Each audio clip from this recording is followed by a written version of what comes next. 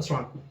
आज हम बात करेंगे कि affects of stress on cardiovascular system, यानी कि तनाव का हमारे कार्डियोवास्कुलर सिस्टम पे क्या इफेक्ट होता है। तो सबसे पहले तो हमें ये समझना होगा कि कार्डियोवास्कुलर सिस्टम है क्या। जैसे इसके नाम से जाहिर है कि कार्डियो मींस हार्ट यानी कि दिल, वास्कुलर मींस वेजल्स, जो हमारी शरियानी है इसे वेजल्स कहा जाता है। ये दोनों मिलकर कार्डियोवास्कुलर सिस्टम बनाते हैं। अब ये जो हमारी दिल है ये एक पंपिंग आर्गन है। इसका काम ये होता है कि ये पंप करती है, ये कंटिन्यूस मुसलसल चलती रहती है। ये पूरे हमारी बॉडी में ब्लड को सप्लाई करती है ताकि हमारे बॉडी के जो न्यूट्रिएंट्स हैं, जो ऑक्सीजन सप्लाई, वो कंटिन्यूस चलती रहे। तो ये हार्ट का काम होता है कि वो कंटिन्यूस पंपिंग करती रहती है। और जो वेस्कुलर सिस्टम है, वेजल्स, उनका काम होता है कि ब्लड को लेके जाना और वापस हार्ट तक ले आना। जो भी हमारा ब्लड दिल से निकल रहा है पूरे सिस्टम में जा रहा है, वो आर्टरीज के थ्रू जा रहा होता है, और जो वापस आ रहा होता है हमारे दिल तक वो वेन्स के जरिए आता है। तो ये दोनों मिलकर कार्डियो एंड वास्कुलर मिलकर कार्डियोवास्कुलर सिस्टम बनाते हैं।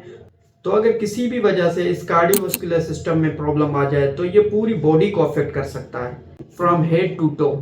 तो क्या आप लोगों ने कभी सोचा है कि इस स्ट्रेस का हमारे कार्डियोवास्कुलर सिस्टम पे क्या असर पड़ता है? तो आज इस वीडियो में यही डिस्कस करेंगे कि स्ट्रेस यानी कि तनाव का हमारे कार्डियोवास्कुलर सिस्टम, दिल और शरियानों पे क्या असर होता है। तो आज मैं आप लोगों के साथ एक स्टडी शेयर करूंगा जो जॉन हॉपकिंस हॉस्पिटल में की गई थी। उसमें यह देखा गया था कि एक स्ट्रेस का कार्डियोवास्कुलर सिस्टम पे क्या असर होता है। अगर किसी भी इंसान को जस्ट स्ट्रेस है, अलोन स्ट्रेस है, तो अलोन स्ट्रेस हमारी बॉडी पे इतना इम्पेक्ट नहीं करती। लेकिन अगर किसी भी इंसान की हार्ट इन्वॉल्वमेंट हो गई तो it can cause increase risk of cardiovascular events. तो इससे हमारी हेल्थ पे बहुत बुरा इम्पेक्ट पड़ सकता है। अब ये जो स्ट्रेस है ये तो एक होती है अक्यूट स्ट्रेस और दूसरी होती है क्रोनिक स्ट्रेस। अक्यूट स्ट्रेस वो स्ट्रेस होती है जो कि टेम्पररी होती है। अगर किसी भी इंसान को थोड़े टाइम की वजह से परेशानी होती है, स्ट्रेस होती है, तो इसको अक्यूट स्ट्रेस कहा जाता है, विच इज फिजियोलॉजिकल। वो नॉर्मल इंसान में होती है, हर इंसान में होती है। लाइक अगर कोई भी इंसान ट्रैफिक में फंसा हुआ है तो उस इंसान को परेशानी होगी, स्ट्रेस होगा, लेकिन वो टेम्पररी होती है, वो बाद में ठीक हो जाती है। लेकिन जो क्रोनिक स्ट्रेस है, विच इज कांस्टेंट स्ट्रेस, वो किसी भी इंसान में मुसलसल रह सकती है due to the any ongoing process. Like अगर किसी भी इंसान को कोई टॉर्चर कर रहा है, या किसी इंसान को जॉब नहीं मिल रही, या किसी इंसान का काम नहीं हो रहा, या किसी भी इंसान का कोई लव्ड वन की डेथ हो जाए, तो इन कंडीशंस में किसी भी इंसान को क्रोनिक स्ट्रेस हो सकती है। अब स्ट्रेस में होता क्या है कि किसी भी इंसान को अगर स्ट्रेस है तो इस कंडीशन में बॉडी एक हार्मोन प्रोड्यूस करती है जिसको कोर्टिसोल कहा जाता है। ये कोर्टिसोल करता क्या है कि हमारी बॉडी में ब्लड प्रेशर और हार्ट रेट को इंक्रीज करता है।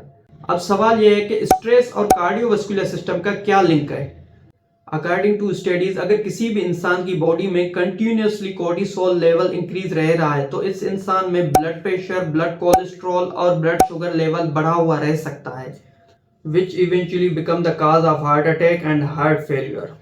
कोर्टिसोल का एक इम्पैक्ट ये होता है कि आपकी बॉडी पे कि इससे आपकी बॉडी में कोलेस्ट्रॉल डिपॉजिट होना शुरू हो जाता है, जिससे आपकी बॉडीज में एथेरोस्क्लेरोसिस प्लाक फॉर्म होना शुरू हो जाते हैं।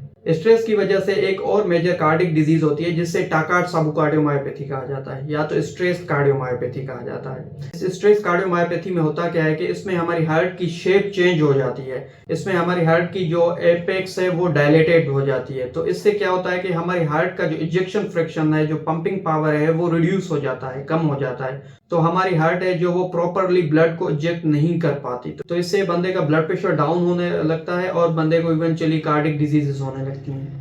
अब ये जो स्ट्रेस कार्डियोमायोपैथी है ये किसी भी सडन इमोशनल स्ट्रेस की वजह से हो सकता है। लाइक अगर किसी भी बंदे का कोई लव्ड वन की डेथ हो गई, या किसी भी बंदे का कोई इंसान छोड़ के गया, तो इससे स्ट्रेस कार्डियोमायोपैथी हो सकती है। इस स्ट्रेस कार्डियोमायोपैथी को ब्रोकन हार्ट सिंड्रोम भी कहा जाता है। किसी भी इंसान का अगर दिल टूट जाता है तो इससे उसको ब्रोकन हार्ट सिंड्रोम हो सकता है।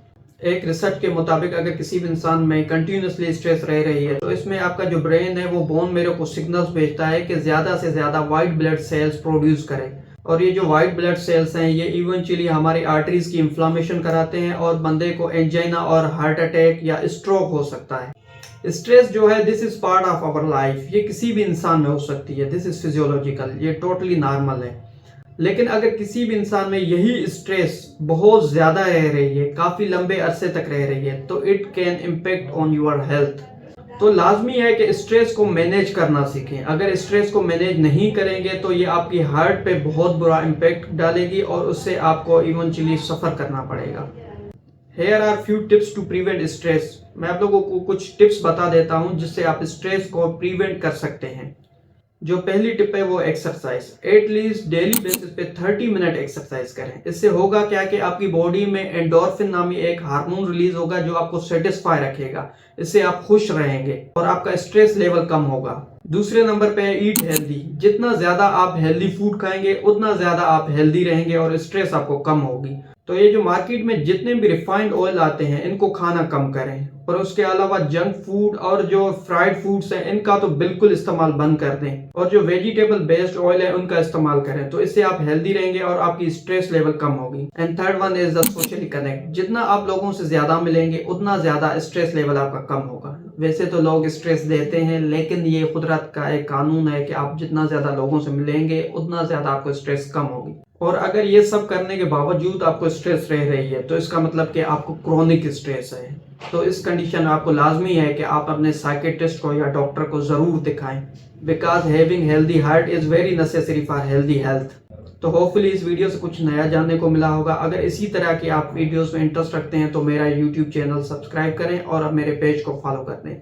Thank you so much.